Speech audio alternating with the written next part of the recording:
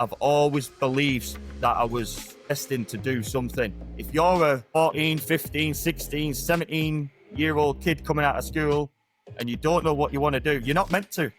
Dyslexic, I used to get my D's and B's mixed around. I'm proof that there's always a way. If you believe that you can and you want to achieve something, you've just got to focus on it. You look at some of the most famous sportsmen, business owners, they haven't all had perfect grades. A lot of them have had to find their own way. When you're investing in me, I take that personally because someone's giving me their well-earned money to come to my club and pay me monthly. What's the goal? Goal is to...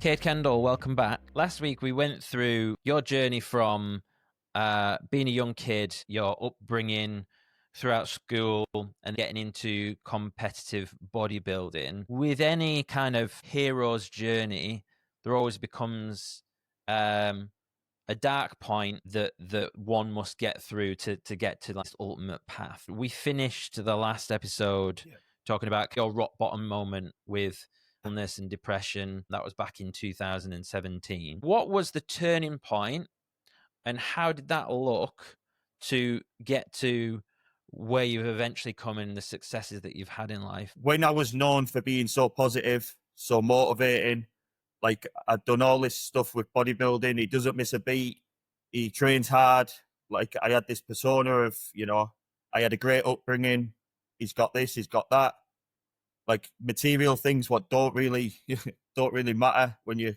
understand that.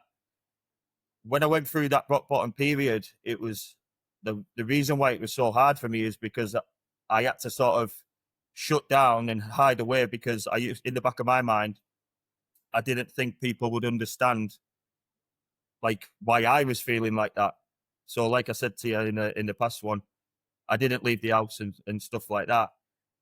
But I've always, going back to that positive, motivated mindset, like going through stuff like bodybuilding, it's taught me so many things. And I think one of them was being so resilient and being so focused. So on them dark days, as much as, I didn't want to do anything, or I was, motivation was at its lowest, all I kept thinking about was how can I get better? How am I going to make today better?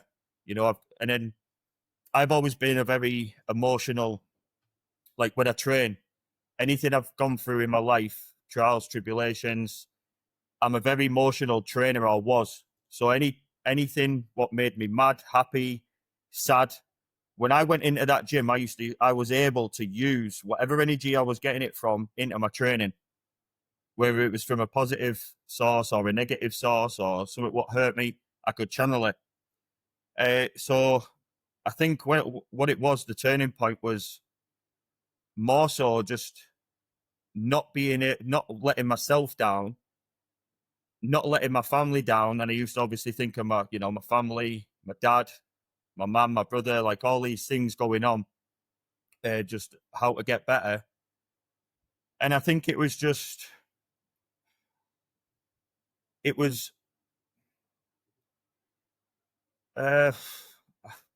turning point.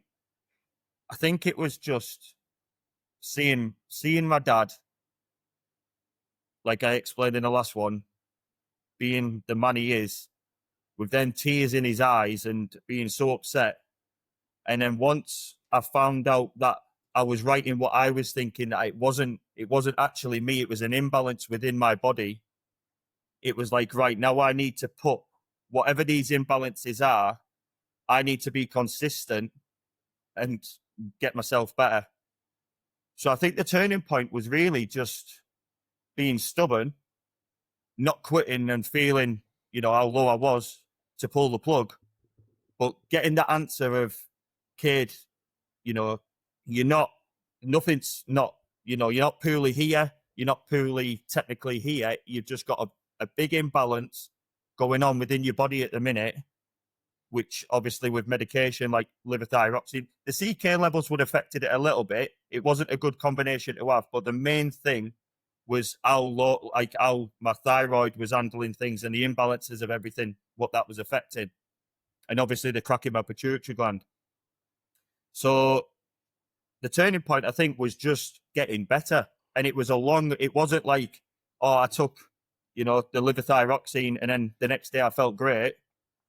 I would say even in just probably the last 3-4 years, and I got the illness in 2017, where I still had sort of like these, it was like waves. So at one point I was rock bottom, and I mean, like I said, rock bottom.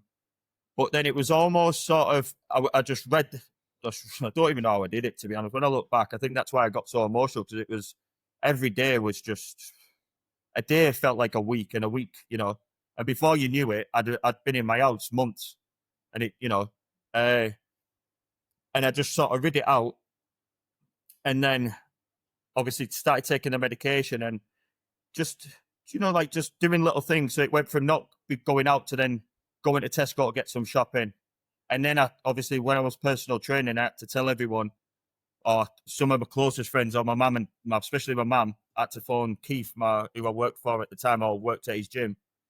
He's just not right at the minute. They didn't say why, because I didn't say him again. I didn't want people to think that I was going through what I was going through, because I didn't think people would understand. They'd be like, oh yeah, what's he got to be depressed about?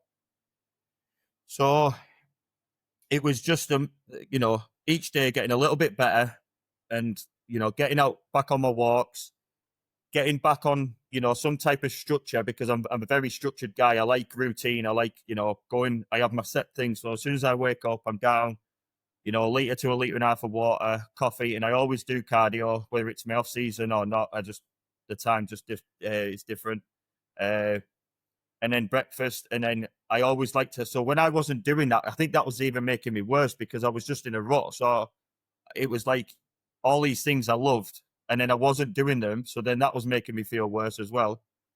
But like I said, coming out of it, it was just day by day getting better. Obviously, then for the levothyroxine, it has to build up in your system. So that chemical imbalance, then, when I first had my blood work done, when we found out, there was all sorts of things skew with. It was like a jigsaw. That's how the doctor said to me, and explained it to me. He said, basically, Kade, it's like a jigsaw, and someone's just gone, and now we've just got to put it all back together.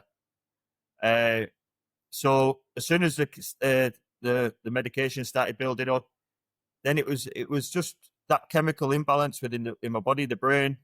I just started feeling better. But like I said, there was times when I started feeling great, and then all of a sudden I'd get these almost drops, and I know when I'm getting it, because it's almost like my eyes feel like they were back here. And I'm quite a friendly person. I have lots of friends, and I can always remember seeing one of my good friends, and I'm godfather to his children. I seen him walking down an aisle in Tesco, and I seen him, and I turned the other way, because I just didn't want to make conversation. And that's when you're doing stuff like that, they're little signs that just something isn't right. That it wasn't the case of, oh, I've had a bad day, I'm not talking to anyone. It was like I got this anxious feeling because, it was probably, anxious because of how I was feeling and how low. So yeah, it was just day by day, getting better, putting things, and just not quitting on myself. And yeah, just not quitting. Just thinking tomorrow's going to be better. Tomorrow's going to be better. And that was it. One foot in front of the other, and we kept moving. And what was after you'd gone through that and you picked yourself up and you started to reintroduce little bits and getting out there, what was the next kind of big marker point that came along? Yeah, so I think for me, it was obviously getting back to what I loved, and that was my personal training. So obviously when I set up, like I explained, when I left school, I left with no qualifications. I left school, missed the last year of school to play golf. And at the time, obviously I was young, but I was working for my dad, roofing. But then obviously when the golf dropped off, I was working for my dad, obviously full-time roofing. And then when I last won, if you remember, when I said I won the Novice Britain, it was at that time I was thinking about wanting to do coaching, but I never sort of took it up. I spoke to my dad; he was well aware of it, and he was like, that's fine. you know, I'll support you no matter what you want to do. And I can always remember, and I'll just to cut it shorter, is I won the NAB of Britain. I stayed over in Southport. I came back the next day. Mum and Dad obviously came back the day before. And I was living at home at the time. And I walked in and I was having a home cooked meal. Finally, I can eat properly. And my dad just looked at me and he went, "If you're going to do it, you need to do it now, son." And I went, "What do you mean?" And he went, "You need to set up now. You've just won that. You need to set up now." So basically, right there and then, I written a Facebook post saying that I'll be basically setting up personal training. I'll be taking on one-to-one clients from so on. Please get in touch. Please DM me for any interest. And within half an hour, not even half an hour, boom, boom, boom, boom. Messages, "Kade, I'm up for this. Book me in." People sharing my post. And coming off that win, obviously, I've always said, and with everything, I always wanted to prove what I can do. I think I needed to prove myself as an athlete, a bodybuilder, prove that I can get in condition, prove that I know what I'm doing with training before doing this. And that's why it was always in the back of my mind to sort of do the course of the competing and then do it. So it worked perfectly, especially at the time I was sponsored with Food Tech, which was at the time a very big company. Just for an example, Ryan Terry, who competes at Mr. Olympia now and is Mr. Olympia and is getting ready to prepare for his third title in Las Vegas this year, I was sponsored with him. And a mixture of well-known competitors. Max O'Connor was sponsored with USN, Dave Titterton, and the list goes on. It was like a big family. It was unbelievable. So with that being said, and the popularity and the name I sort of built within the bodybuilding world and industry and fitness and the local area, I went from basically, I think it was something like 6 PTs first week, then 8, then 10, and then before you knew it, I was consistent doing no less than 35 to 45 hours a week PT on the gym floor. And that was week in, week out for 5, 6 years, something like that. Just was this before the your health issues, or was that after? I'm trying to just figure. After, definitely. No, so before. So like I said, I was PTing. Yeah. And then I got my health issue. Yeah. And then that's obviously when I had to let clients know I won't be in. So I was off. I don't think I PT'd for about 6 to 8 months. Got you. Roughly. Yeah. And then I just touched base on when you said what was the turning point. So the turning point was, I came out of that illness, went back personal training, and then obviously that led into where we are today. But obviously went back to personal training before where we are now. What about like the gym? Like, where did this come from? Like, when did that become a thing? Did you always have that in your mind? This is going to sound weird, but I've always had this saying, and people can recall to this. I've always put on, it's from my very early bodybuilding days, but like when the first hashtags and that started coming out, like everyone was hashtagging everything. The vision. That's all I used to put. I had it on my sponsored top. I had it on everything. I had it on my business cards for my personal training. Everything. I don't know what it is, and obviously I've said it to like some of my closest friends. Not that it's a big deal, but it's a weird sort of feeling that I've always had since I was a kid. No matter what I've thought about, no matter what I've focused on, I've achieved or I've got. And I guess when I first started, if you can recall what I just said when I was personal training, it was like a process. I knew that I had to do that course before I went into my personal training. But then with the gym, I knew in the back of me, I didn't tell anyone that I wanted a gym. Maybe my dad, and when I first thought of it, but I was like, I'd love to own a gym. Imagine doing what I do now and owning a gym. That's what I want to do. So it was always in the back of me, and I used to think about it all the time. And when I was training people, and personal training, I had a little black book. No one really knows about it. And so when I used to go to gyms, even if I was training at a different gym and I liked something, after my session, I'd write it down. If I was training someone and they're like, oh, I wish you had that bit of kit over there for this reason. Oh, I wish the music was like this. I wish the lighting was like this. I wish the bathroom, da-da-da-da-da. Everything after each day I used to write in a book. Oh, that bit of kit is better against there. That bit of, people prefer private showers rather than being in one. You know what I mean? And all this type of thing. People don't like the radio on it, Jim. Like, it could be the very minor little things to the big things. And I used to write down in a book. And so I always wanted to do, but I knew, and it was probably more so that, and I couldn't have done it at the time anyway, but because of how much it cost to set up.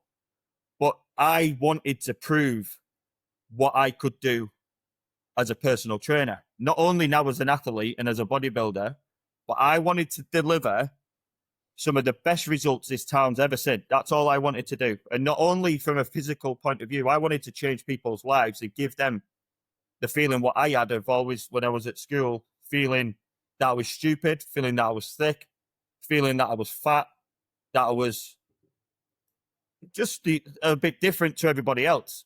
And sort of thinking that I needed to be skinny, I needed to be intelligent, academically bright, and all this type of thing. And so, as you probably could tell, like on my new Instagram, the obviously at the time it was the unit body, now it's the coaching lab.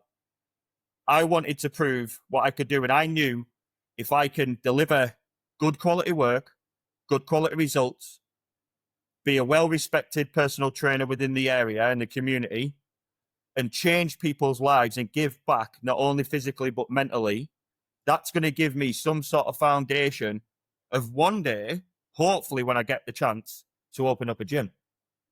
And that's exactly what I did. Yeah, it's so fascinating. And I was thinking, like, as you were chatting there, a few things came to mind. Like, I mean, one,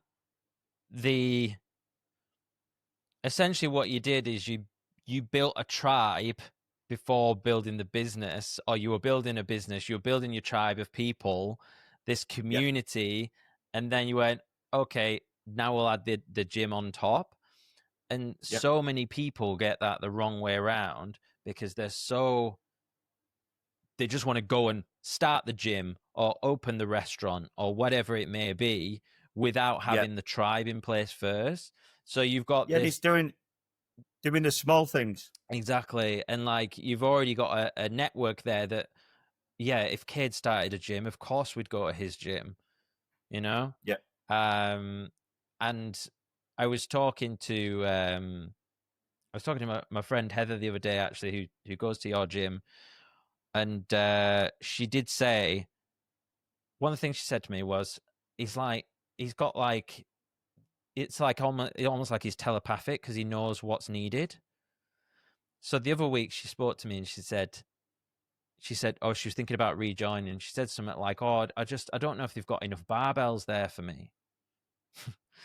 Then I spoke to her the week after and I'd said that you'd been on the podcast, and she said, I went in the other week, and then it's like he knows. And he said, now they've got some new barbells or something. And what? And guess where that came from? Go on. Just Write noting it down. So how did you, let's dig into that specific. Did you just notice someone like looking around for, like, how did you pick up on that? Yeah, so we've got lots of bars, but we've got lots of members as well. Mm-hmm. And obviously putting in the new functional, before the functional area is what it is now, I didn't really not feel the need, but, it's trying to add things at the right time. Because you know what it's like when you've got a busy gym, people just leave things everywhere. But that was one of the things in my notebook that I knew people were like, when it's on a busy night, because obviously we've got like 3 benches upstairs. So you've got a decline, an incline, and a flat bench. So there's 3 bars. Then you've got 2 deadlift platforms, a squat rack. So there's 3, 4, 5, 6 bars. So I was like, right, when I do this functional area, and I want it to be, and obviously we can get into that and the reason why I structured that, but that was one of the main things I said. Like, when I ordered all the kit, it was, right, give me another, I think I ordered another 7 bars. I knew I had to just sort of deliver good results, gain that confidence and trust and belief from the members, what are and past members and current members. I had to build that trust within the community that I'm going to bring something and I'm going to bring something different to the town, and they need to trust me. Do you know what I mean? So it was like, and I knew if I did that consistently over time, and even like things how I used to treat like going to every show, doing all the little things what I noticed that coaches didn't do. Like, you know, I can't think of many shows that I haven't, you know, paid, and same again, paid my own way, you know, going to the shows, staying over in the hotels with them, making it an experience rather than them getting to the show in a quick FaceTime. Yeah, you could get on stage. Like, we plan it all. We stay over in a nice hotel. You know, I'm there for the full experience. So I almost try and create this community family feeling, because of I can relate to that, because that's what I enjoyed when I was sponsored with Food Tech. I wasn't just someone at the show competing. I was part of something. I want people to feel like they're part of something, and what they're part of cares about them, and we're going that way. If you support me and I support you, we're stronger together. You know what I mean? So I've always said, you know, I'm strong on my own, but if I've got the right people around me and the right members, the right staff, I'm a hell of a lot stronger, and the business. Mm. How do you go about surrounding yourself with the right people? Going through my bodybuilding career, I got to meet some fantastic athletes, some great friends who I'm still friends with now. Ken Roscoe was my coach. Like I said, I was around great athletes. And obviously Joe Walker, who we've spoke about, who got me into bodybuilding, who's still a current friend, and was my business partner when we first opened up the company. And I think it's one of them, like, just realizing who's there for you when the times are hard, not just when the times are good. And, you know, I've always had a good wide range of friends and a good foundation in support when it comes to friendships. They've always been supportive. I've never really had people who are bitter or don't want me to do well. So that's from sort of like, you just, you know, look like one of my best mates, Tom Nixon, Fell, you know, they've been with me since day dot, you know, like when we've done the fit out before with the gym, you know, especially like Fell, he's been with me right by my side, you know, from the minute we open the door in the morning till last thing at night, even though he's got kids. So I guess it's just, I'm just fortunate to have a good circle of good friends and a good supporting network when it comes to family and friends, really, what I've just built up and accumulated over the years. Do you think, have you ever had to cut anyone out? I wouldn't say. This is probably more so like with what the question you just given me is more so what I'm learning the older I've got and the more I've progressed in business, that not everyone's on the same path as you. And as much as I've got the support and as much as I've got no sort of negative in my life, I would say, I've just got to understand that sometimes not everyone's on the same journey, and sometimes not everyone wants to see you do well. And what I will say is I've been distant of people. And yes, I've had to cut people out, but not what I would say friends, just people what are just not really good people. Which are for reasons what I don't need to get into, but I've had to cut people out in that sense. But I've not had to, someone who's true to me, someone who's close to me, I've not had to cut off. But I have distanced myself from certain people. As you see them maybe getting a bit closer, and then you're like, oh, hold on, I'm not sure about this person. Yeah.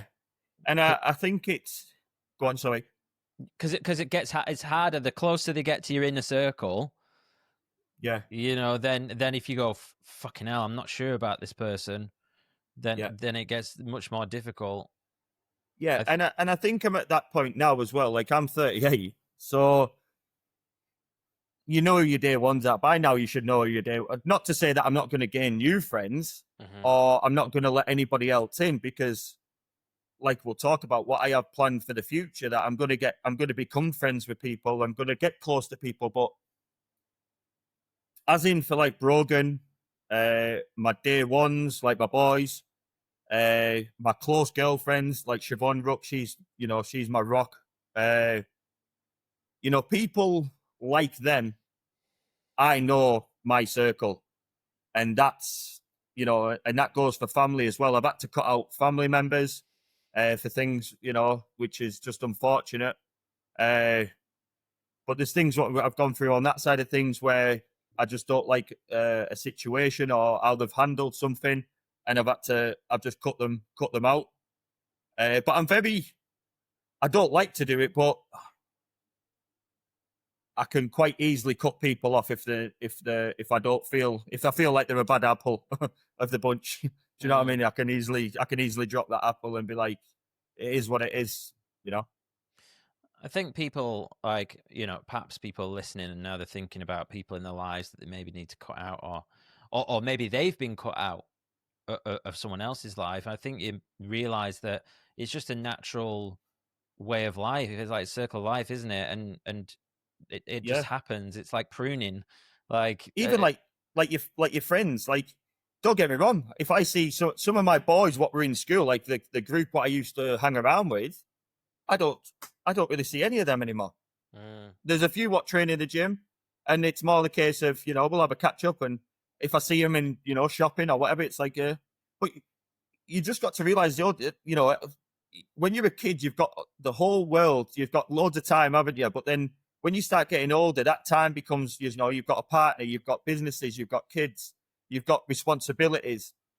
So I think sometimes people find it hard. Is sometimes I feel like that as well. Like, with how busy I am, it's not that I'm not messaging. It's not that I don't want to catch up, but I'm just busy. I'm just busy creating my life, creating my business, trying to get my life to where I want it to be. So as you get older, it's just you could become distant, and that's what I was saying about my day one, like my boys, like Phil, Tom. There's a handful of people, like, no matter how busy I am, they know I'm not messaging or I'm not calling them every day because I'm probably busy. Whereas I've had people in the past where they're like, I know that they're like, we're close, and then I'll see them and then they're a bit quiet with me and they're like, well, you had text me for like 2 days. I'm like, Jesus, like, I'm not 17 anymore where, you're just meeting up every day to go and hang around. I've got responsibilities. I've got a 24-hour club to look after for a start, which is a lot. Yeah, I think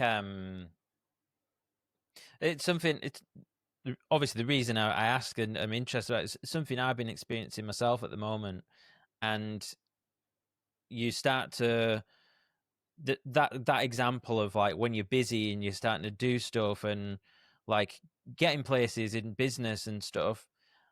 And then it's like those who really have your back will know that you're just busy. That like that if you didn't text back for a couple of days, they know it's for a reason or whatever. Whereas the ones that get pissy, like, I think you've really got to watch that. You have, because it's like a friendship, just like a partnership. It should be like unconditional. I think, like, I love you, and I'm glad that you're doing well. I'll be here for you. Do you know what I mean? Whenever you're ready, like, you carry on crushing it. And it's like, but if you've got someone that's like really needy, and then like bit of a red flag, I think. Yeah. And it's always like, I always try and compare things. Like, if you notice, just so, because some people don't know how to respond or act or how they should deal with situations like that. But I look at some of, and I'm not comparing myself to them, but I'm just saying, if you look at some of the top people in the world, like, just for an example, sportsmen, David Beckham, Anthony Joshua, Conor McGregor, at one point, they had everybody around them wanting to get them to the top. They were like, oh my God, Conor McGregor. When he first got into UFC, Conor McGregor. Next minute, they all want to see him fall. Maybe some of his own doing with the likes of Conor McGregor, but someone like so outspoken, no, not outspoken, so someone who delivers themselves so well, like as a sportsman, like Anthony Joshua, who's done amazing for boxing. When he was the underdog, they all wanted to see him get here. And as soon as you get to the top, oh, look how big-headed. Oh, he's got, Why? He's not, he's got to the top. He's at his pinnacle of his sport. So what I'm probably trying to say is like, them friends what are with you from day one, whether you've got £1 in the bank, whether you've got £1 million in the bank, whether you're going through the worst time, whether you're going through some amazing times, like them boys, what I've mentioned, are like, they want to see me succeed just as much as I do. But then you have friends what you can just tell, like, oh, I've done this today. Oh, right. Oh, yeah. All right. Do you know what I mean? It's like, I think that's when you can sort of sit back. Not that it matters, not that you have to sort of do anything about it, but you can sort of just sit back and be like, I see that, you know, you're being there when you want to be there, but right now I need you. Like, say you were going through a bad time and you're not there. Do you know what I mean? So I think you just got to be very aware of who's on the same wavelength, who's on the same journey, and who's really got your back. Yeah. I think it seems like people like you, like, on your way up. So, like, if you're moving towards something, whether that be quite a slow trajectory or a fast one or whatever, people like to get on board with those people. And like, I notice it in like very like little waves. Like maybe, I don't know, maybe I have like a few weeks of the podcast being really popular and quite a lot of views and maybe like a few Instagram follows, and then all of a sudden you're kind of like the popular kid for a few weeks. Yeah, weird. And then it'll wane off, and then it'll go quiet again. Yeah. And it's just so funny how like humans work in that way, where kind of like we're all probably subconsciously just like kind of looking for like who's doing well and kind of like just aligning with those people. But I don't think that's necessarily a bad thing, as long as you're doing something positive and you're not just like, do you know what I mean? Yeah. Like one thing I'll always do, like it's like I'm fully aware. Like that's why, if you notice, like we're just over 3 years into the business now. Without going into too much detail, the business is still really, really new. Like it's still fresh. Like, and if you think what we've achieved, if I got back some of the pictures when we first opened to now, what we've actually done to that club from a internal point of view to an external point of view to where the memberships are, it's almost like you've got to. I'm fully aware of, especially like same again things what I've jotted down in my book. One of my good friends who owns a gym came out with a great saying, and it was, "If it's not new, it's old." And what that sort of means is, and I can relate to it so well, is a lot of people. Say, for instance, let's just take me for an example, so it's easy to compare on here. Where I'm currently at with the business now, you know, we've got coming up to 1,500 members. It's laid out, it's perfect, it's clean, it's got all the hype around it at the minute. You know, I could quite easily sit back and be like, we've done it. But when you think you've done it, this thing called time is creeping up here, and times change. And I've always said, I don't want to be that gym owner where it's, oh, back when I did this and back when I did that. And, oh, I'm not doing that because when I did, and all this type of carry on. So that's why you'll see, like, if you, going back to what I said, like when we've opened and the business is still very, very fresh and it's still very, very new and delicate as in like what we need to do. I've bought new equipment. I've expanded. I've put a full mezzanine floor in. We've just ripped out the functional area because of how popular. My members love that area. I didn't have to do it, but I did it because they support me. So I see my gym and my thought process of how I see the gym is just like an investment in stocks or shares or anything, bonds. You invest in something to get a return. Now, when you're investing in me and my club, I take that quite personally because someone's giving me their well-earned money to come to my club and pay me monthly to train in a facility what's meant to cater for their needs. Now, it'd be very wrong and disrespectful of me to sit back on my morals in the gym and just let it flow and not put that money to use. So when you're investing in transformation unit, I could guarantee you are going to see a return with your money. I'll always do my best to deliver for the members, and I'll always keep striving to get transformation as big as I know what it can be. And I know that it will be.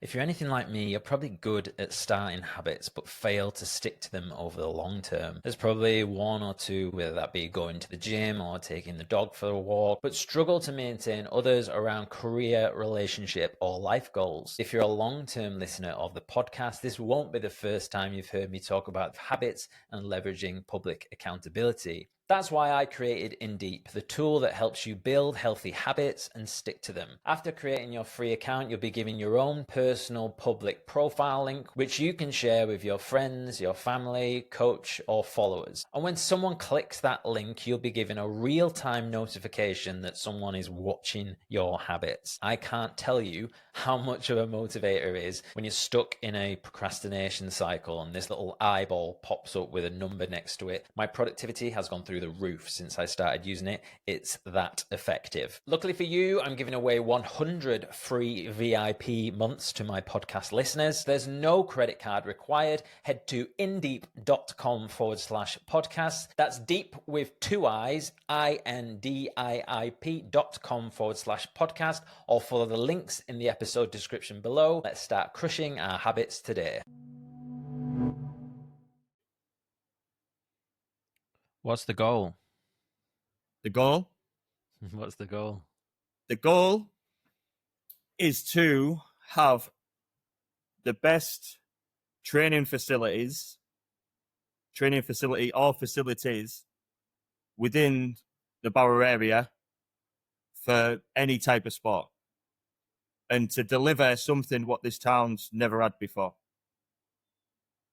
and to provide a service what, it's more like, as well, like going back to like the community thing, like obviously you've got the likes of, and this isn't, I'm not, I won't mention the names, but you've got some big sort of corporation gyms within the area. But I think, when you look at a corporation gym or a health center, they've got to stick to certain rules. They've got to stick to certain things they put in there. And plus, like, the almost, they'll do like a refit or something, and then they'll just wear and it'll wear and it'll wear and it'll wear. Whereas, personally, when you're investing in a gym, like somewhere like Transformation Unit, what's personally run by someone of the community, when you've got the right person behind that business, there is just so much more we can deliver what other gyms can't. And one being that sort of community aspect and making you feel like you're part of something.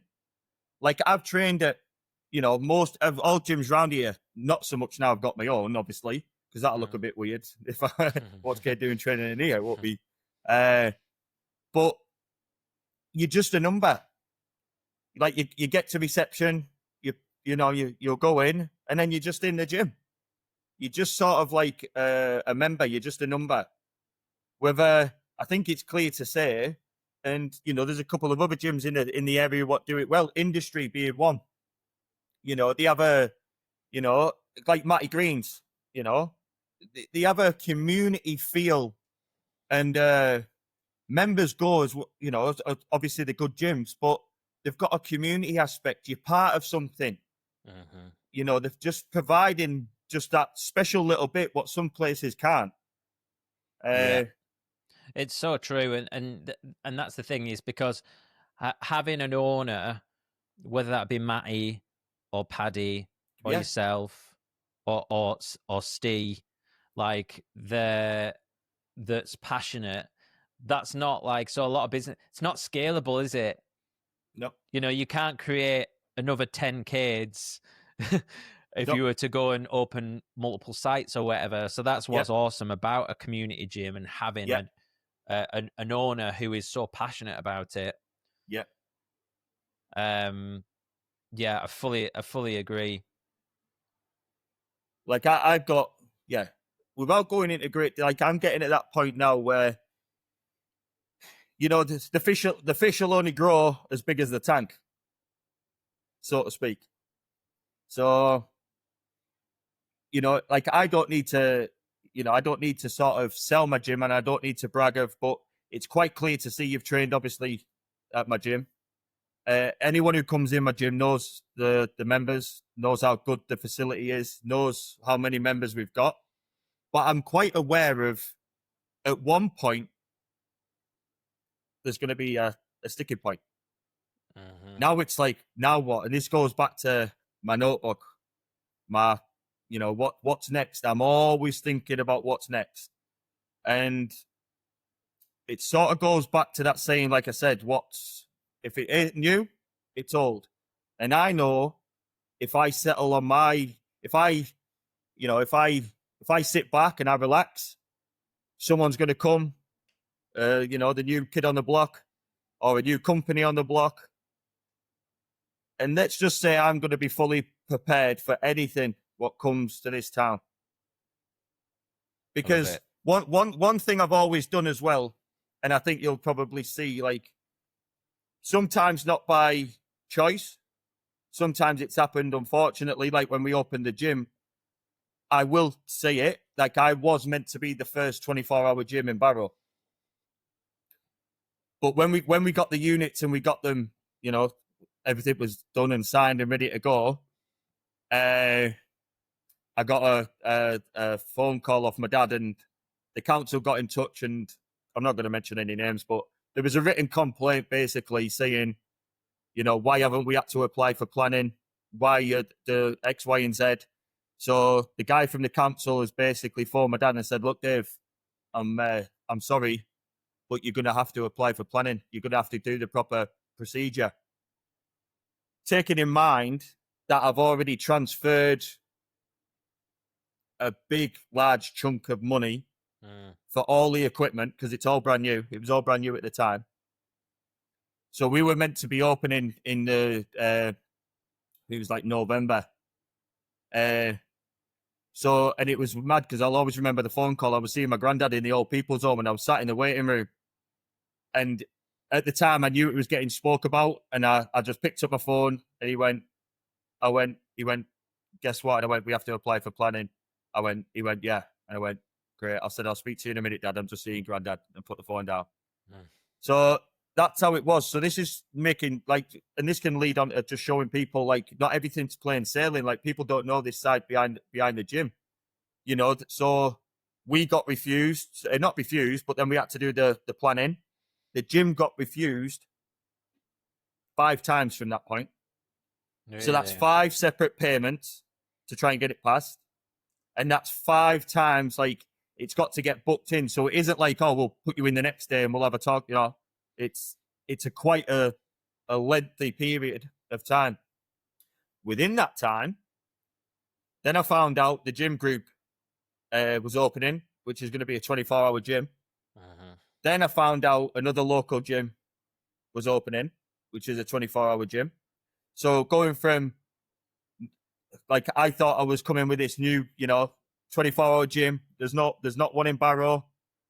To next minute, knowing that you've transferred all this money over, you've got all this stuff going on behind the scenes, what no one really knows about. And next minute, you've got to apply for planning, and these 2 gyms open in the December, I think it was. Whereas I was meant to open in the January. And I didn't open, I think it was gym. It was the February. So it'll be 4 years in this February coming. That'll have been 4 years. So going back to what we were saying though, it's like, and this isn't no disrespect to other gyms, but just relating into what we were saying. At first, I'm not gonna lie, it was like, oh my, like it was panic stations, like, oh my god, you know. But then all of a sudden, like it was like, hold on, like, wow, whippy do, like, there's another 2 gyms opening. You're kid. You've built up this community. You've built up this support. You know, you're not them. They're not you. So don't worry about what they're doing. You know, that I had that sort of attitude about it, to just obviously go in, like everything I always try and do is try and look at the positive side from it. So yeah, it was a case of just, let's just focus on what I can do. And what I basically did was just think, right, it's coming towards the end of the year. Like I was rushing to open because I was excited because I've always wanted a gym. I was rushing to open up in the November/December. But when you think about it, it's probably the worst time to open, because at the back end of the year, everyone's talking about works dues, Christmas. They're not bothered about because all of a sudden you had 2 gyms opening in like December time. And it was like post after post after post. This is coming. The gym's going to be this. Da, da, da, da. And to be honest, like, not to say that they didn't get some good traction and excitement, but a lot of people would have been like, oh, I'll worry about that in January. I'll worry about that in February. Like, I'm going on my works too. I just want to eat food at December. Like, I'm not bothered about dieting. It's winter. Like, there's so many things what could have occurred in people's mind from a business point of view. When you actually, if you were to sit back and say, I'm opening a gym, when's the best time to open? November and December are probably the worst times. Or just prior to December, maybe the back end of December going into January, because it's like January, new me, new year. But so I just thought, you know what? Nah, just hold back. Just hold back. Let them go, because I can't control that. You just control what you can control. So anyway, they did, and I just sort of sat back and I watched how they marketed it. I watched what they put in, and you know, I seen that they were trying to hype this up and hype that up, and I just thought, nah. I thought, right, let's do it. So then that's when, you know, there was things what I was going to do, then I suddenly changed. You know, there was certain kit that I tweaked. There was certain, especially from probably the internal side. You know, if they had 1 bathroom, I'm going to put 6 in. If they've got them speakers, I'm going to put them speakers in. If they haven't got a reception, I'm going to put a reception in. If they haven't got staff, I'm going to put staff in. Do you know what I mean? So it's like, and this is just going, I'm only using that as an example of when you were saying about sometimes it's not, I'm not trying to be bitter, or it's not a negative that someone's done something and it's, you know, credit to them for doing it. But sometimes as a business owner or someone who wants to get from A to B, sometimes you've just got to sit back and don't stress about it, control what you can control, and think, right, that's what I'm doing, or that's what I want to do. Now, how do I do that, but better? And that's yeah, it's a bit of a cliche, isn't it? But every hurdle or every challenge, there is an opportunity. There's always an opportunity. So, and what you've done there is spotted, how can I make the absolute most of this? Yeah, I watched that. I think I'd get it wrong if I tried to say it, but a gentleman won an award, and he took on the award, and he basically just said, this is obviously a winning trophy, you know, and it's a prestigious trophy, but this is for all the losers. And everyone was sat back in the crowd and was like, what do you mean by that? And he was like, because you're the ones what are winning. Because through all the losses, through all the trials and tribulations that I've been through, I've learned a lesson to get me to this point. So when you can channel your thought process, and now probably people are starting to get an understanding of my thought process. And when I always try and say, it's very easy to say, oh, just think of the positives. Just think of it. And it sometimes that can be quite hard for someone if they're not a quite positive person. But if you actually think about it, sometimes you've just got to look a little bit harder, and there's always a lesson or something to learn or something to like what's gonna either make you stronger or better or more understanding of something. And I'm so glad and grateful that, you know, even things what went on with the business when I first set up, like you can imagine, like I went from leaving school with no qualifications, working at the golf club, at the driving range, and working for my dad with not knowing really what I wanted to do, to then basically transitioning into bodybuilding that went into personal training. When you're a personal trainer, I was just a sole trader. So you've gone from, obviously there's some responsibility because it was my own business still, but you've gone from a sole trading company, just personal training on a gym floor, to next minute owning a 24-hour limited VAT registered company. And that takes you into a whole different world of business, especially from a kid who was dyslexic, left with no qualifications. I'm going into a world, and I stepped foot into the lion's den, really. Like, it was like, whoa, like systems. I'm no good with computers. I'm like, but going back to what I was saying and why I was going with that is I'm so grateful that I went through some of the hardest times of the business and some of the things, because it made me learn.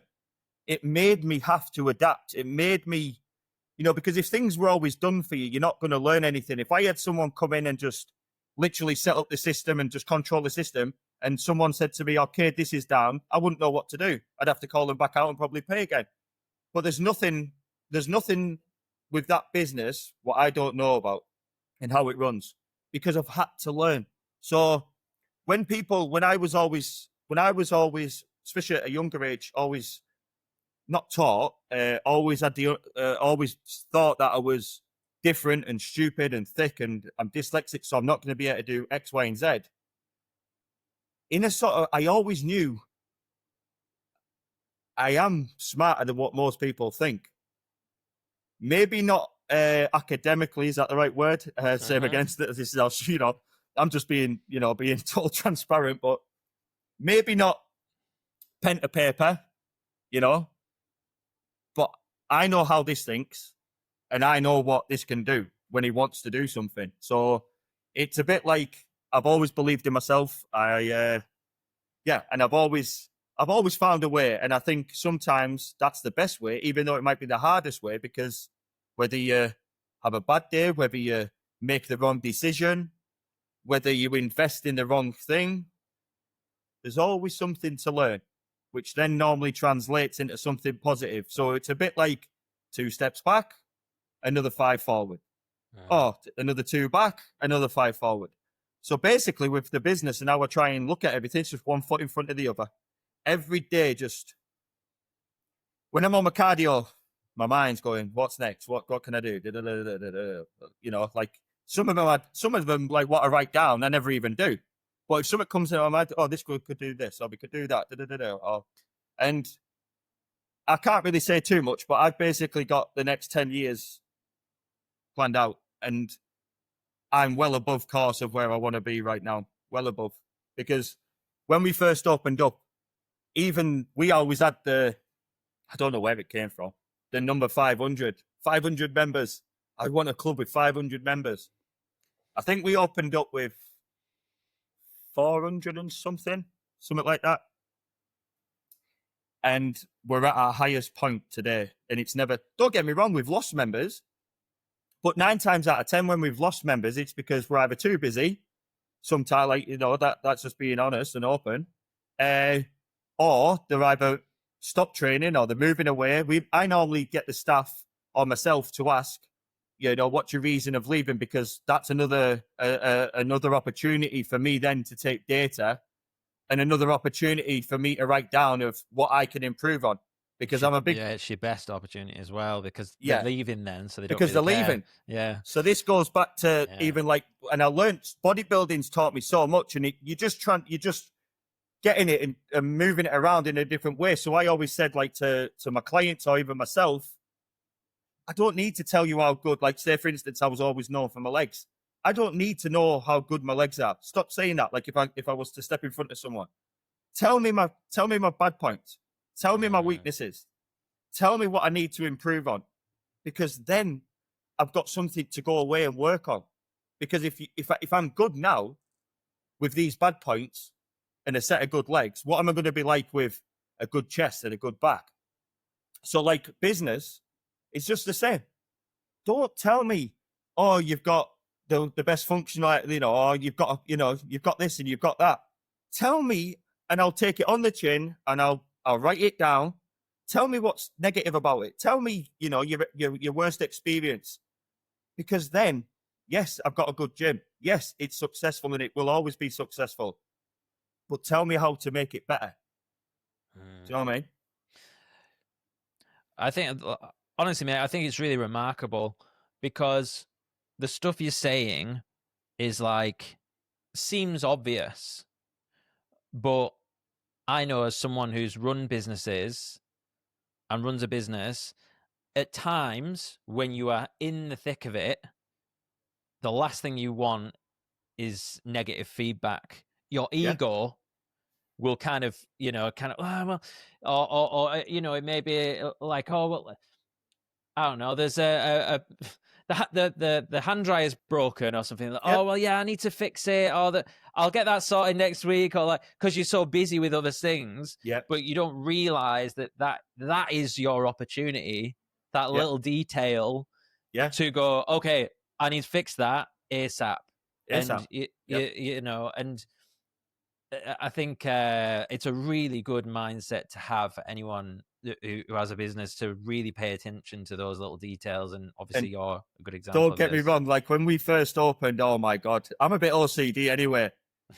But I've gone from, same again, if you can imagine, like I've gone from personal training so I can put clients in where I was. I was very in control of everything. When I wasn't personal training, I was maybe doing diet plans and stuff like that. But I was in,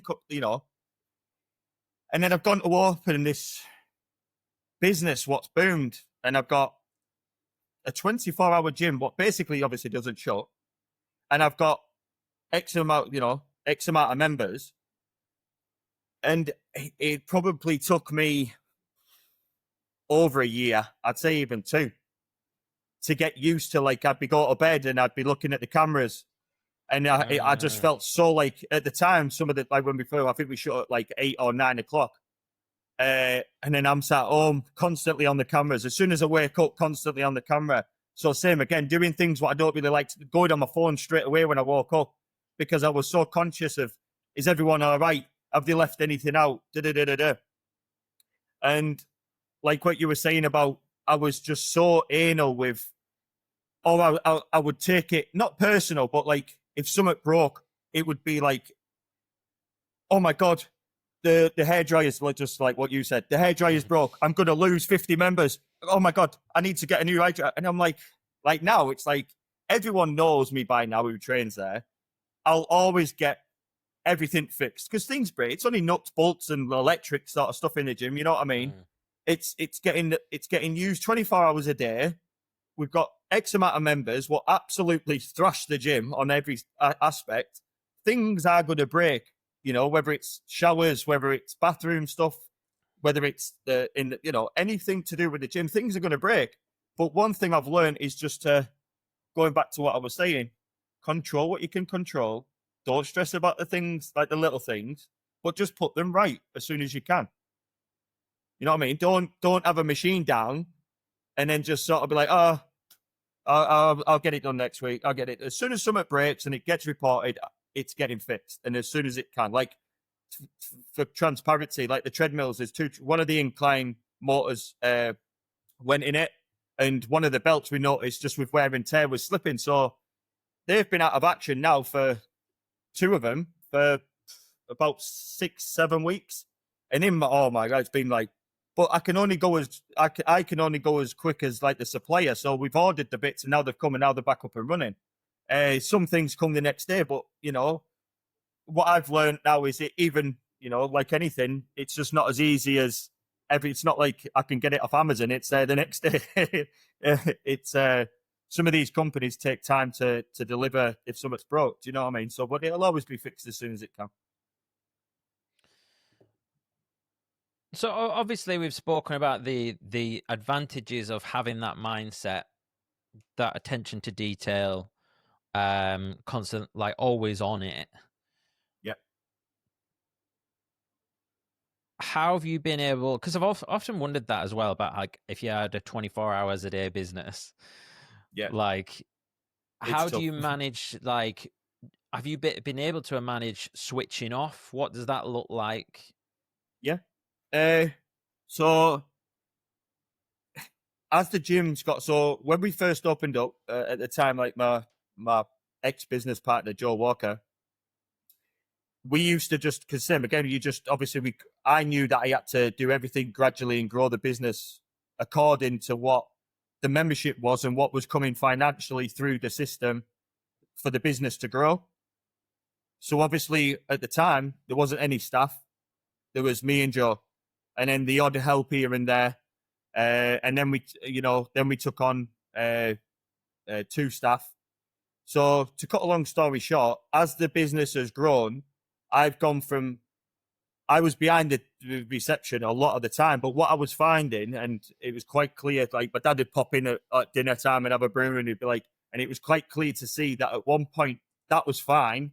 Like when we had 400 or 300 whatever members when we first opened up, that was fine.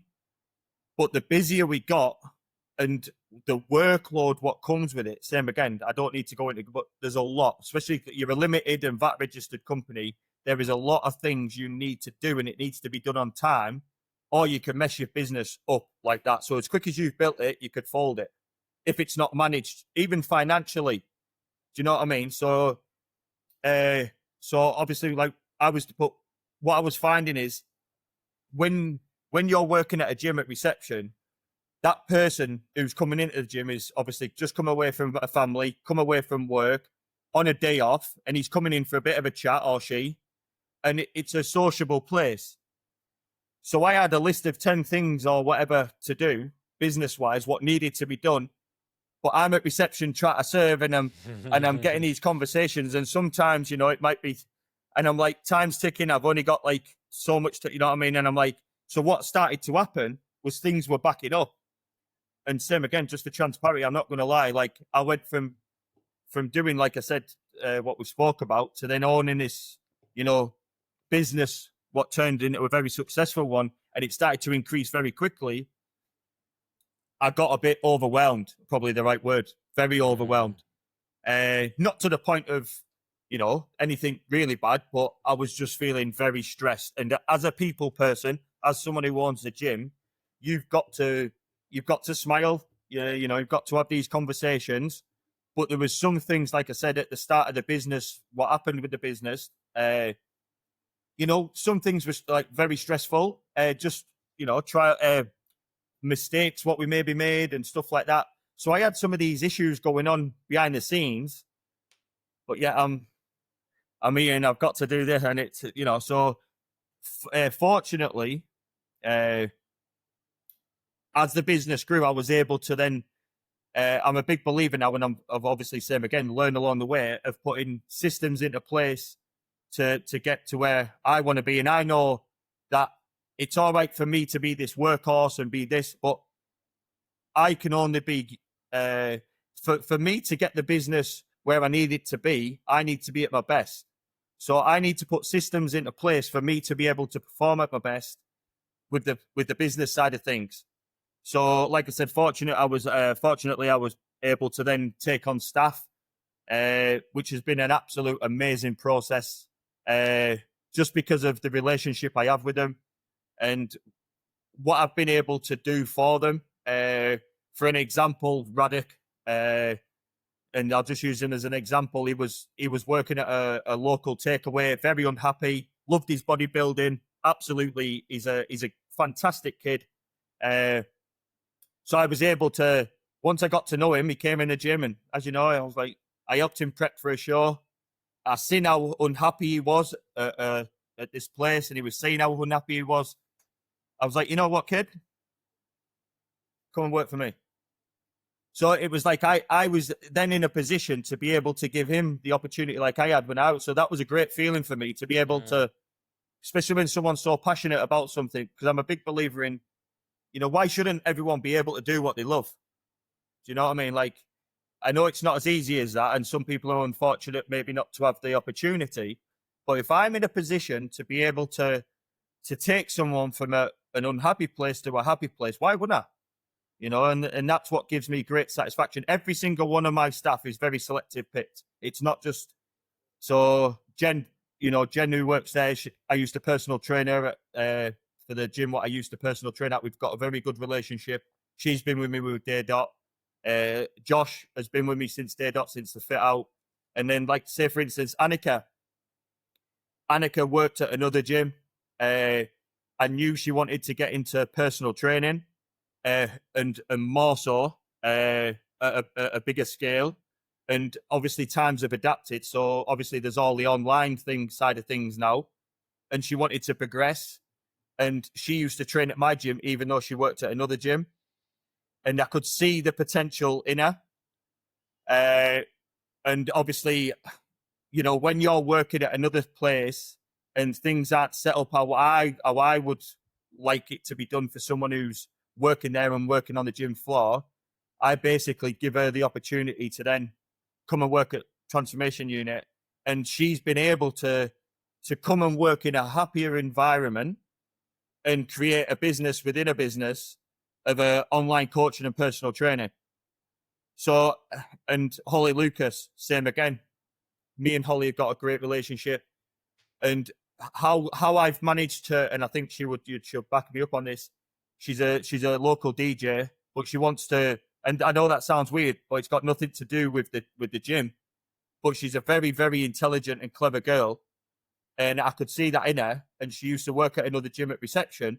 So she already had the traits of what I needed to deal with the system and unpaid members and stuff like that, because that's what she already did. So once I transferred her from where she wasn't happy to Transformation Unit, she was in a happy environment. Plus, I let them all pick their hours. As long as the hours are covered, they pick their shifts, which works really well, because then you limit, then you take out the risk of, okay, I can't come in today. They pick their times, they pick their shifts, and they're happy as Larry. And I haven't had one of them phone in sick yet. So there is method behind the sort of madness. But going back to Holly, like, I've been able to have some conversations with her and sort of just open up, because when you're in Barrow's a great place and there's a lot of opportunity, but sometimes you just got to look further afield. And she was very sort of settled in with what she was doing just locally, when, let's face it, sometimes you've got to be confident in what you do and be able to expand. So, cut a long story short, she's managed to have some conversation with me, get that little bit of confidence, what I need, she just needed. And she's gone from strength to strength, not only down the gym, but in her career as well.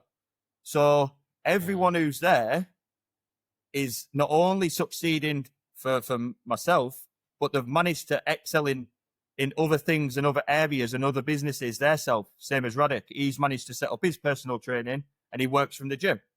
So now he's in full control of his life. He works at a gym. He picks his hours where he works. And then outside of that, he can personal train in the gym for free of charge. I don't charge anything. So I pay them to work at Transformation Unit, and then they make money from Transformation Unit. But it's a win-win all round. We're all winning and everyone's happy.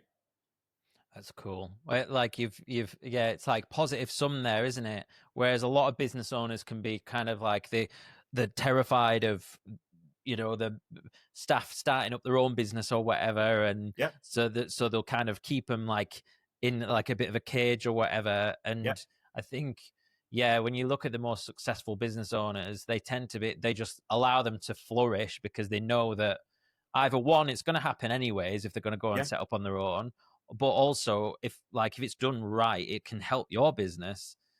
One of the things that was interesting when you said you hired a DJ, and I was like, actually, that's quite smart, because a DJ understands vibe and atmosphere, and it's a great thing to have within the gym.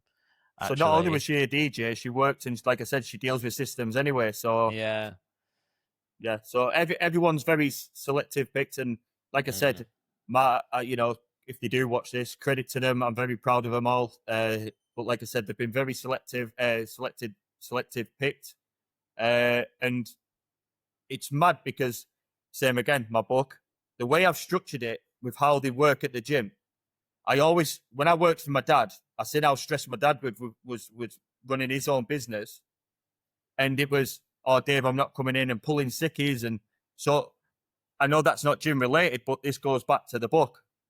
I used to think of ways of taking, how do I eliminate the risk of me taking on staff with a 24-hour club where, if you can imagine, like, because it's 24-hour, I need at least 2 people every single day, 5 days a week, and then someone Saturday and Sunday, because obviously the hours are short on a Saturday and Sunday.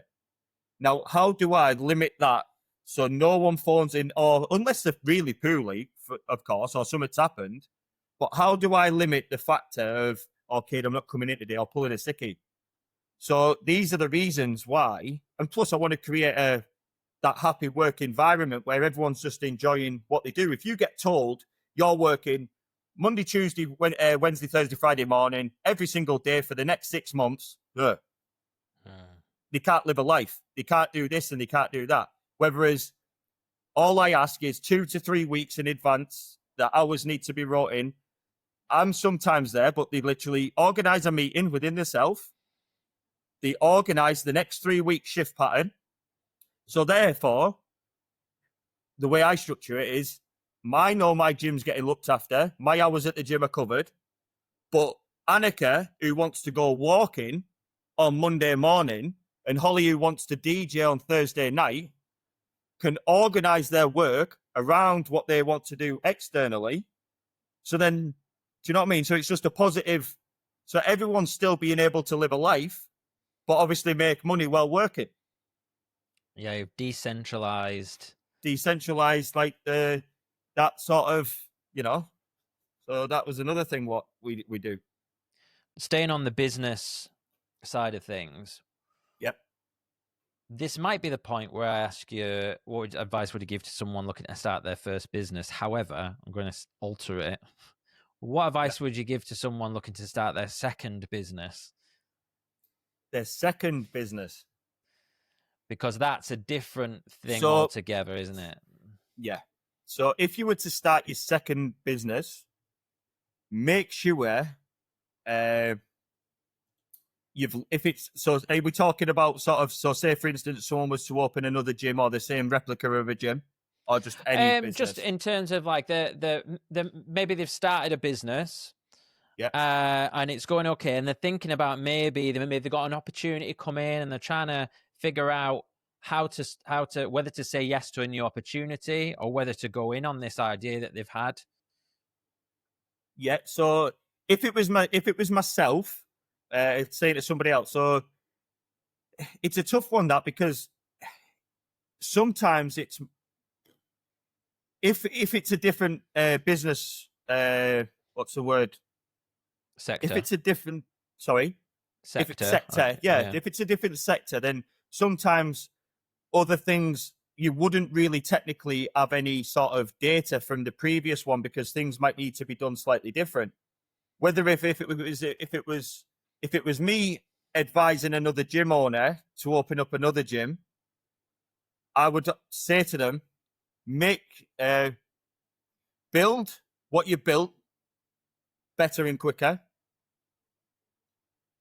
and make sure that you've learned from your mistakes of what you've previously done, and don't make the same mistakes again. Now, that can be anything to do with the layout of the gym, or how the accounts are set up, or financially, or things what you might have invested in, what didn't work. Make sure you know what is working within your gym, make sure what isn't working within your gym, and get rid of the things what aren't working and think of new ideas.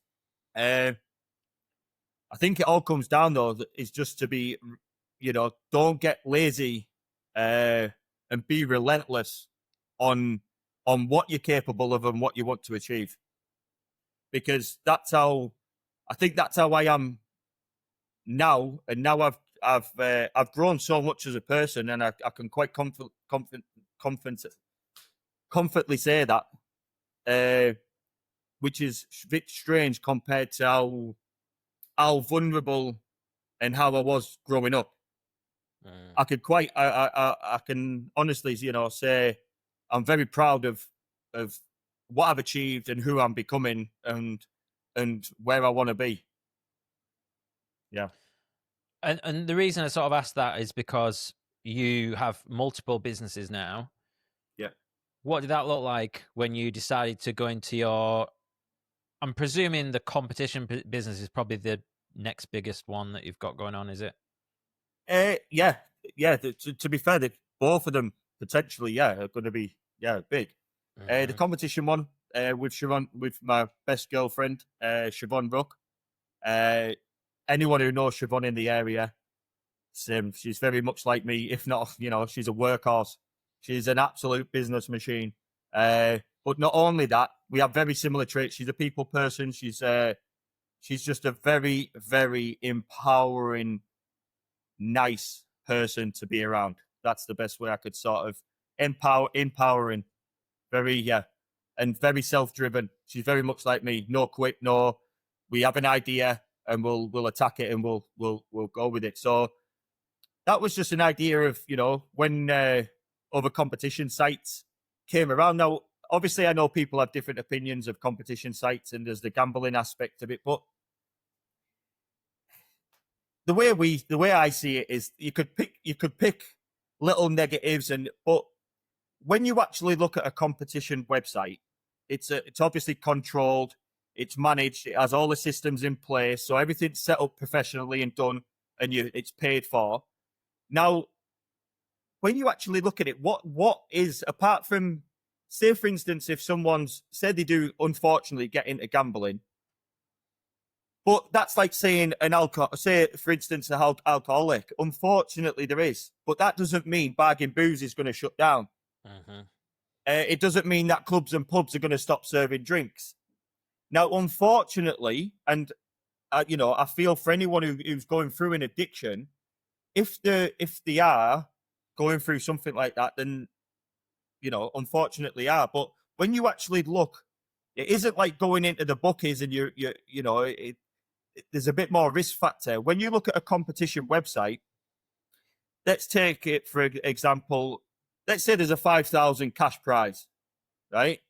All we're asking for is £2 a ticket, or just for example, £2 a ticket. So you, Jason, you've just bought £2 to win 5,000, right?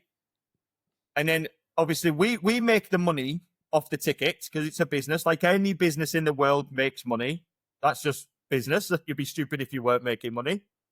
But you've paid £2, and then obviously we make the money off the buyers buying the tickets.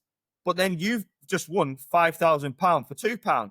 So we've won, you've won, and the prize has been paid for.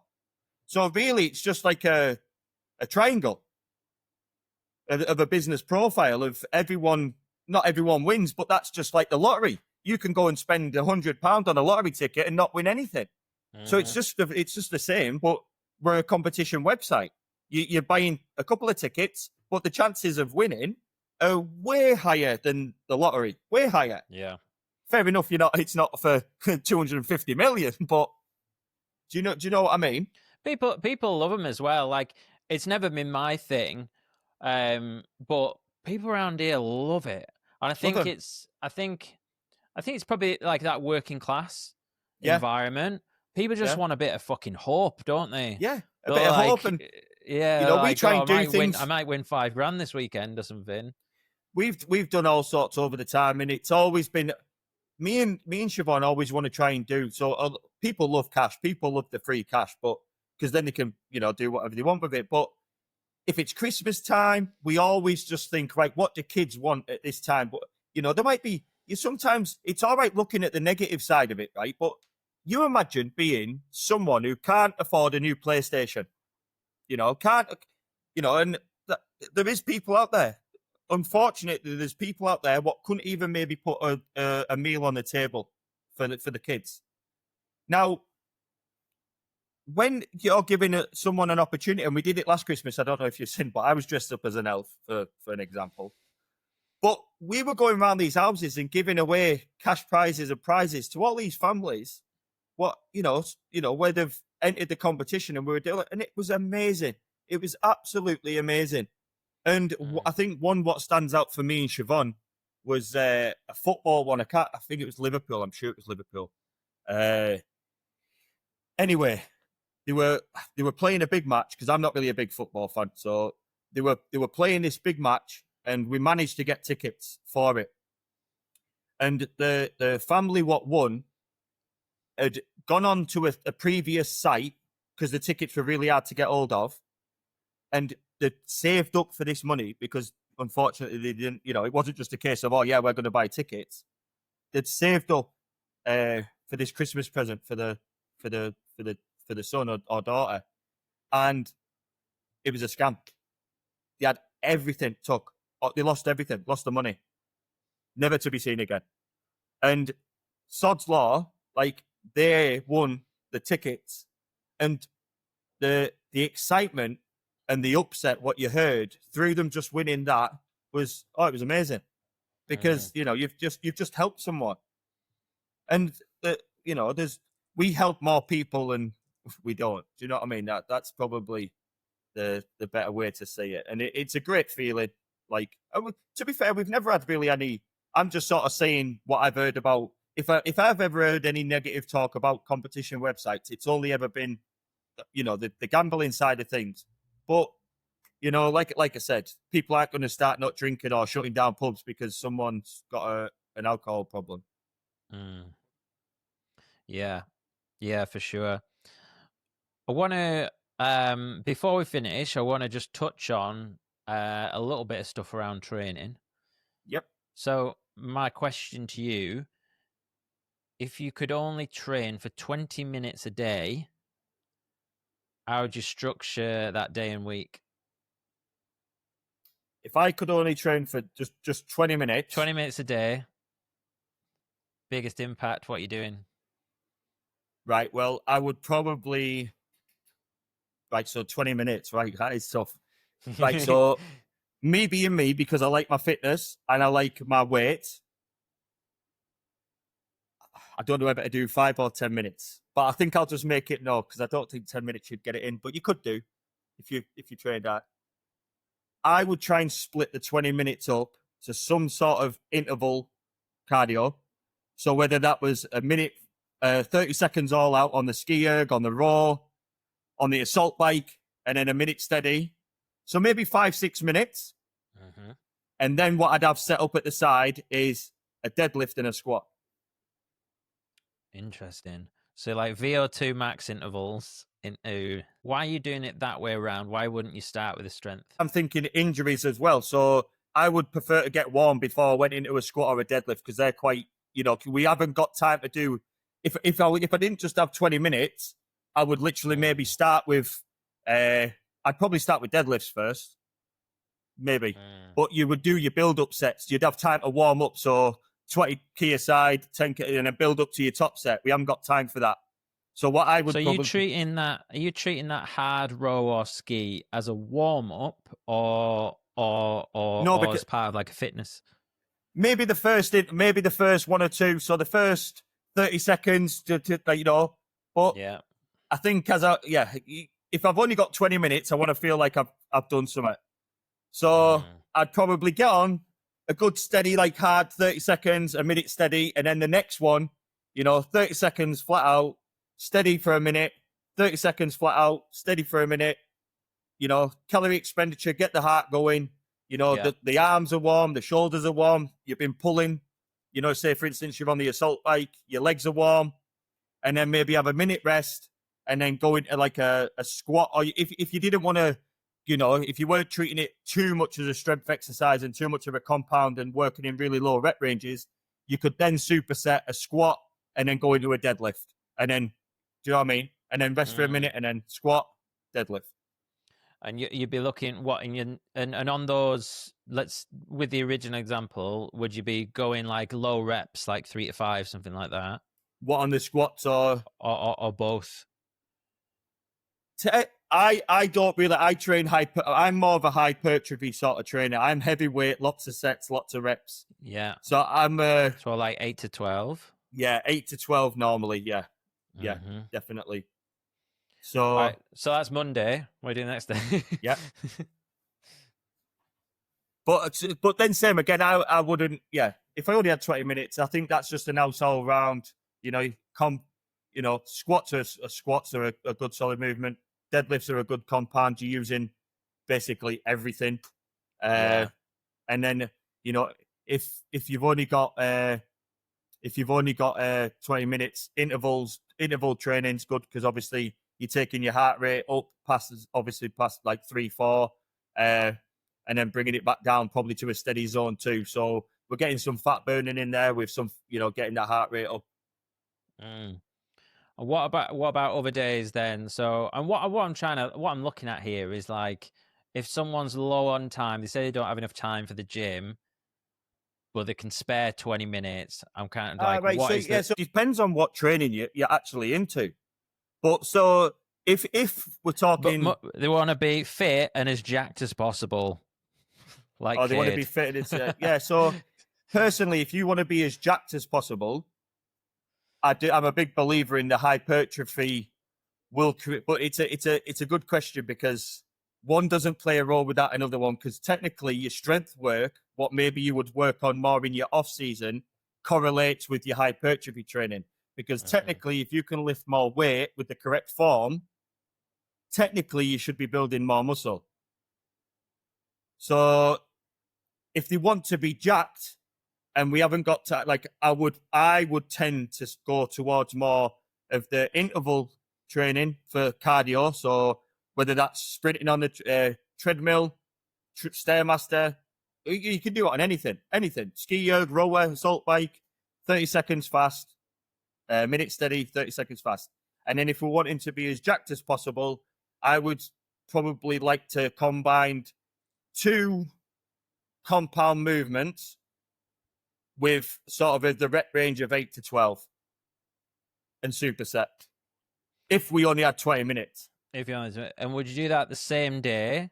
So would you like back concurrent days, or like if you were doing it, let's say you had 7 days or 6 days? Well, if you did it like that, then you could maybe, say for instance, if you'd split it up, if you trained Monday, day off Tuesday, trained Wednesday, day off Thursday, so if you trained 3 days a week, then you could do obviously your intervals every day. But what then you could do is push, pull legs. Mm-hmm. So then what I would tend to maybe do is 10 minutes, or so let's just say 5 minutes, 5 minutes intervals, or 6 minutes would work better, wouldn't it? So then you've got 6 minutes intervals. And then I would go, let's just do a bench press, because it covers all the chest, and a side lateral. There's your, because you're getting a little bit of tricep when you're doing bench. You're doing chest, then you hit side laterals. There's your push. Then on Wednesday for pull, I would do intervals, and then a deadlift, and then a pull up or a pull down.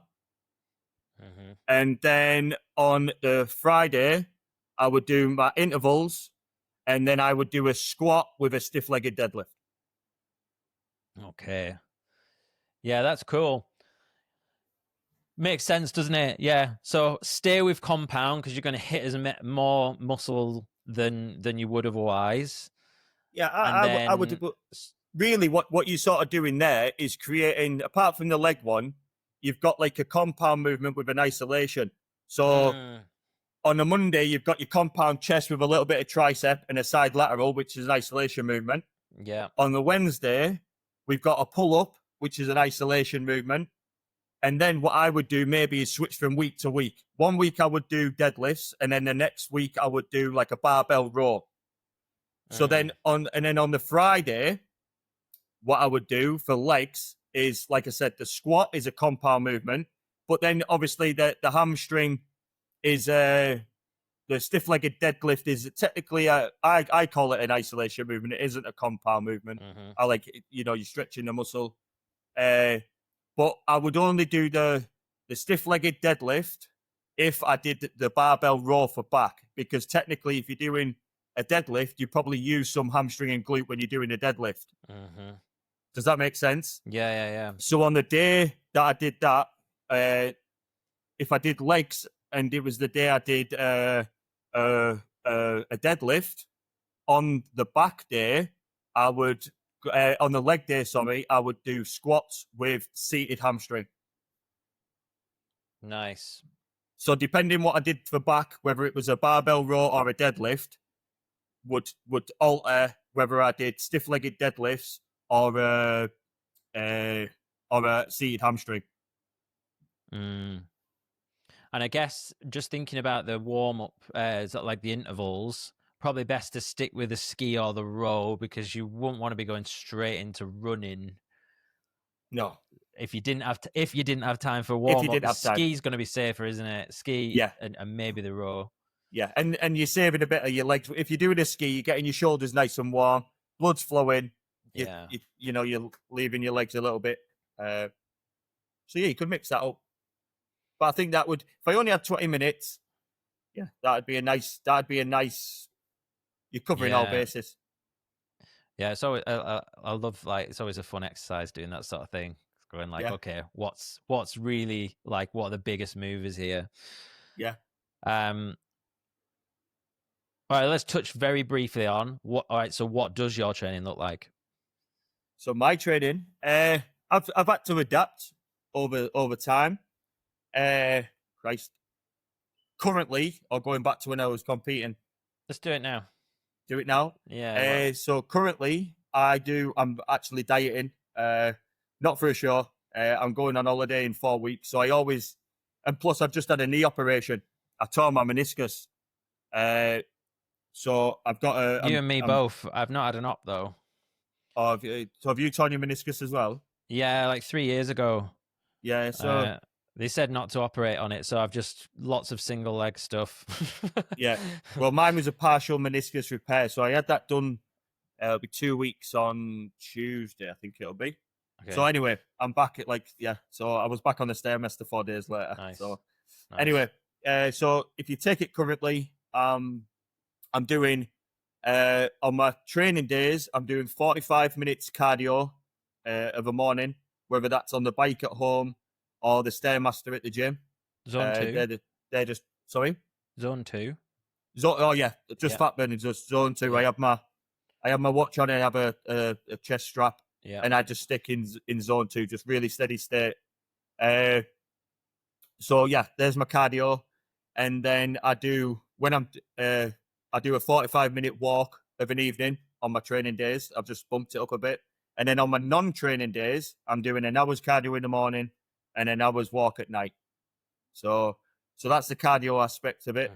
Mm-hmm. As in for my training, I am currently doing. Oh God, is it? I had it written down. I am because I've just changed it. I tweak it depending on what I'm doing. So we are currently back biceps, chest and triceps, legs off, back and biceps, shoulders and triceps off. And that's my current split. And that's tailored to, more for what I feel like I'm trying to work on. So I want my arms to be bigger, and I need to I want to get my back improved as well. So we've got back twice. We've got bicep and tricep twice a week, and then chest and shoulders only once a week. And then legs, obviously I've got, I'm quite known for my legs. So I've always been quite dominant there. So is that 6 days? So 3 or 5 with 2 rest days. Right. But the rest days, I'm just a big believer in. I just take my rest days where I feel like I need it. I don't have set days. I don't believe that you should have a set day where you rest, because obviously if work gets in the way, or if I've got busy day with meetings or phone calls, I can change my rest day to that day. Or if I'm feeling a bit beat up from training, I'll be like, right, I need a rest. But I've structured it like that only because I do like to have a rest after legs, because I do go quite, hard, but obviously not at the minute. So I've always, wherever I've structured my training, I normally always take a rest day after legs. And I always like having a Sunday off. It's just always been a thing where Sundays is just you rest and then you start the week fresh, sort of thing. So Sunday's always off, and then the other rest day I just put it wherever I feel like I need it. You got any exercises or movements or machines or modalities, new stuff that you've had that you're experimenting with or that you've had some good results with? Well, or is it all the basics? What I will say is, this time when I always try different things. When I diet, sometimes if I've been watching a podcast or if I've been watching someone who I follow on Instagram, like some of the ones what are worth watching, obviously, and I'm like, oh yeah, I wonder how I would respond to that, because that's what it is at the end of the day. Bodybuilding, there's more than one way to skin a cat, and there's so many different varieties of methods out of diet. There's different methods of training. So this is where I think a lot of people get lost. You've got to learn your body and just try it. Trial it, take the data, and if it works, keep it. If it doesn't, scrap it and go again. That's the beauty of training and bodybuilding. So one thing what I was always known for, and that if I could change one thing going back, would be just the amount of time I spent in the gym training, and with little rest and so much volume. I just think I could have progressed and been such a bit more of a denser, thicker bodybuilder and got to where I needed to get quicker. Because I just, you get very caught up in it. I love to train. I absolutely love to train. So I'm always a 6. Well, back then when I was like peak bodybuilding, it was a 5, but most of the time 6 days a week, especially when I was getting ready for a show, 6 days a week weight training and cardio every single day. Whereas what I've done recently is obviously making sure that I take them 2 rest days. But my one thing what I've noticed this time, and this isn't really from the question as in like from a training perspective, it's more of a diet perspective. I've always been, especially when I start dieting, high protein. I set my carbohydrates, set my fats, and then as I sort of get closer to the show, my carbohydrates come down, and then I might increase fat slightly. Whereas this time, I'm still in a calorie deficit, but I've basically done like a 50, 30, 20 diet, which is 50% carbohydrates, 30% protein, and 20% fat. Now, the logic behind it is, as an athlete and as someone who's training in the gym and wanting to keep performance high, the body needs carbohydrates. But I'm keeping enough protein in there just to obviously maintain and for a recovery aspect, because obviously carbohydrates are protein sparing. So what I've found this time is my weight has been coming down nice and steady, but I'm sat here today like I feel great. I'm training, because normally I get to the point where I've run my carbs down to like 100 grams. But because of the size of me, and this is just for me, by the way, this is because I'm like 6 foot, quite heavily muscled. What I find is if I take, or what I've found in the past, and what I realize now, if I take too many carbs away, my muscles just are that depleted and no glycogen in them that I just look flat. And I've always thought, but this time with them extra carbohydrates there, I'm getting better pumps when I'm training, even though I'm getting quite lean. My performance is sustainable throughout my workout, whereas sometimes you feel a bit, flagged. So same again, it's very person dependent, physique dependent, and what goals you've got. But I'm just trying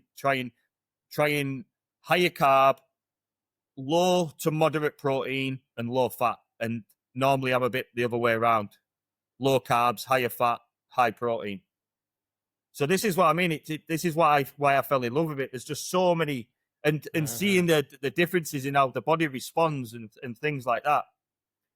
But what people have got to understand is, whichever way you do it, even if you did like the carnivore diet, to lose weight, to gain weight, to maintain, you either need to be in a calorie deficit, a maintenance phase, or a surplus.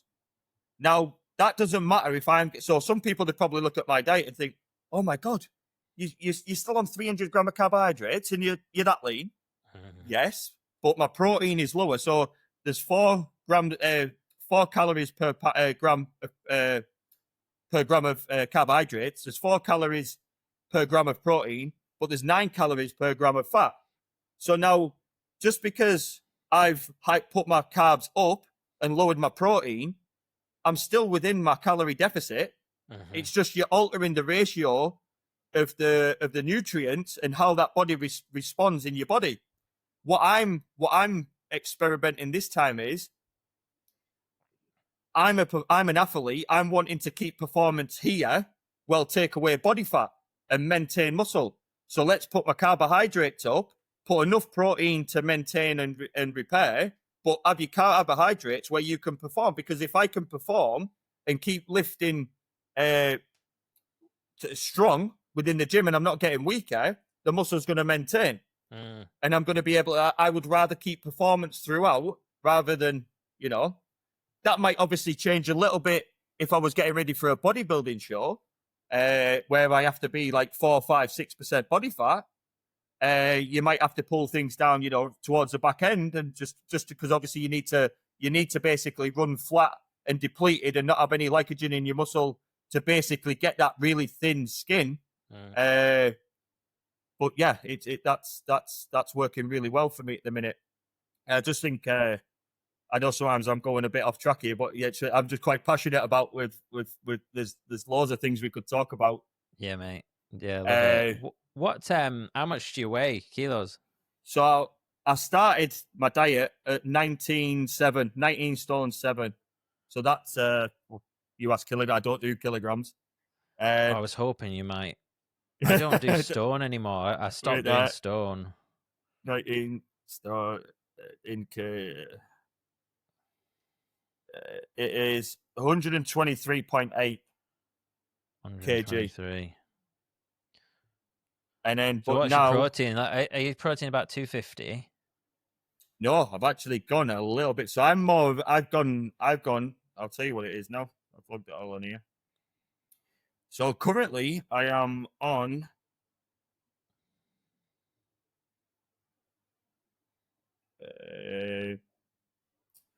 344 grams of carbohydrates, 206 grams of protein, and 61 grams of fat. 206 protein. Yep. Yeah, that's in that that's in like the 1.4 per kilo, I think, 1.4, is it? something like that. That's 1.6. in the lower range, isn't it? Yeah, it's really quite low. Interesting. So normally, what I would do, I'm a very much, and I've said again, this is the first time ever I've done what I'm doing now. But I'm very much a 1 to 1.2 pound per kilogram per pound. So if you did it in pounds, but when I diet, sometimes I would take my protein to 1.5 per pound of body weight. So protein's really low for me at the minute. But same again, there's a time and a place for everything. And what I'm finding is my stomach's a lot better, just with a bit lower protein.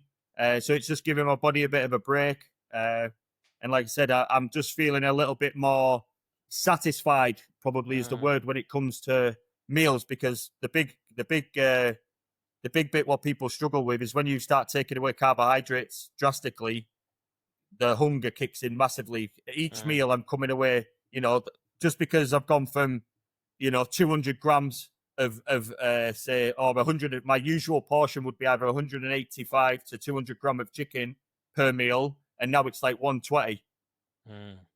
So I don't really miss that. I know that sounds hard, but that extra 50 grams or 60 grams, I'm not really noticing it. Whereas if you slice my carbs in half and I went from 200 grams of rice to 100 gram, I'd notice it. Yeah.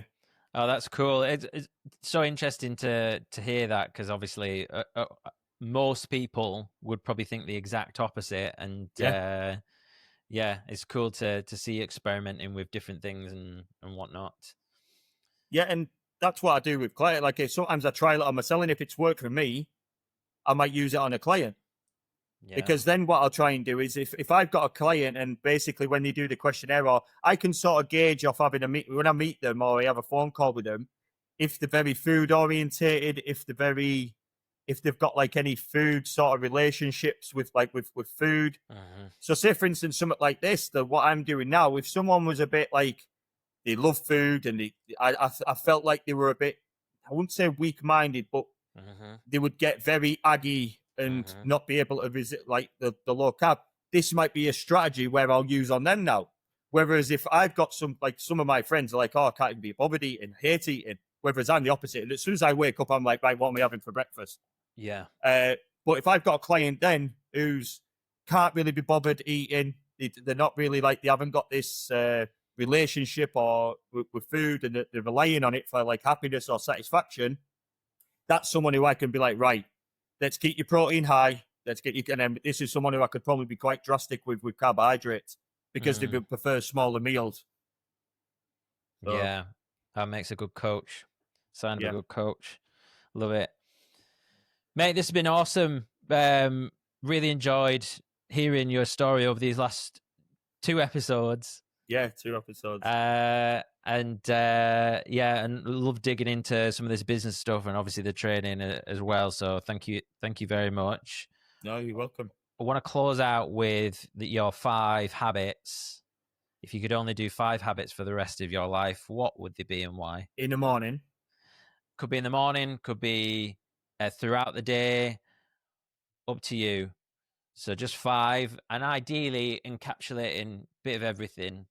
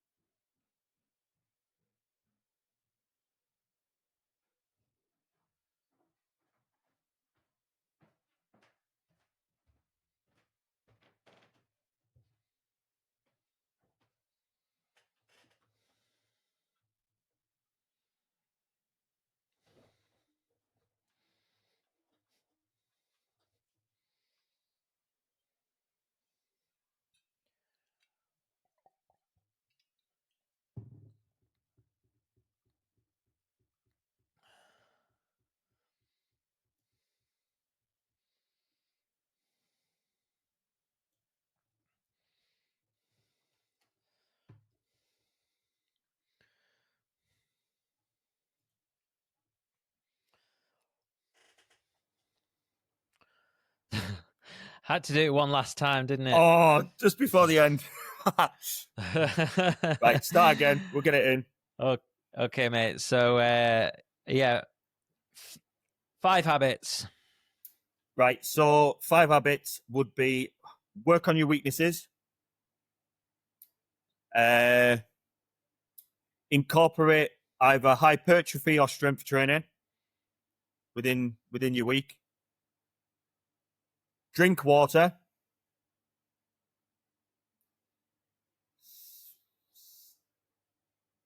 read more,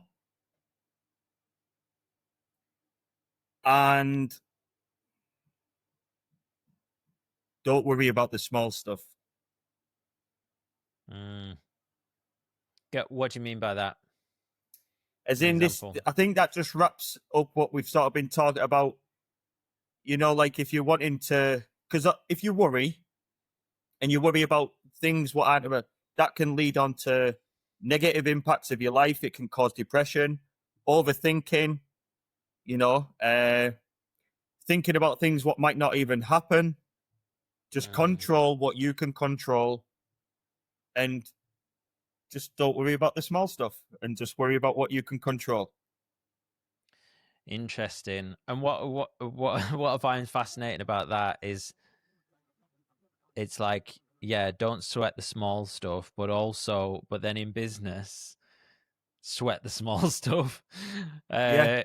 There's those little details. But Yeah. like, that's life, isn't it? You can have conflicting Yeah, I things. think I just mean it as in, like, yeah, just don't worry about the small things. Obviously, worry about the big things. Worry about things what could, but things what, don't impact your life. Don't worry about what anybody else is doing. Don't worry about this and that. Just focus on you. Focus on your family. Focus on your health. And anything else on the outside of, what you've, don't worry about it. Don't worry about all the small stuff. Yeah. Yeah, no, I totally get it, mate.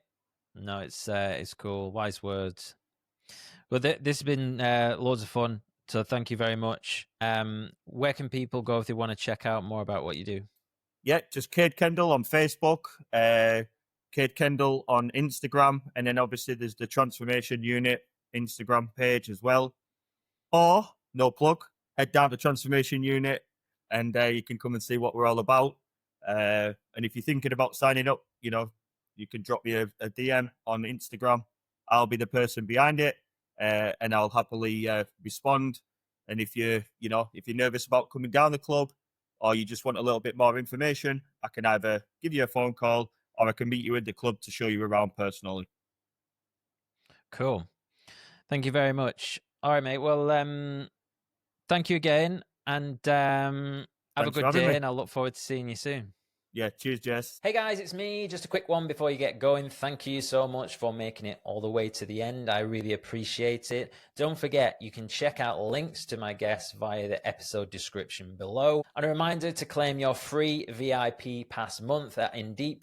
Go to indiip.com/podcast. That's indiip.com/podcast. If you're looking to improve your life and build habits, I really think you're going to love this tool. All links are in the episode description. Thanks for watching, and I'll look forward to seeing you in the next one.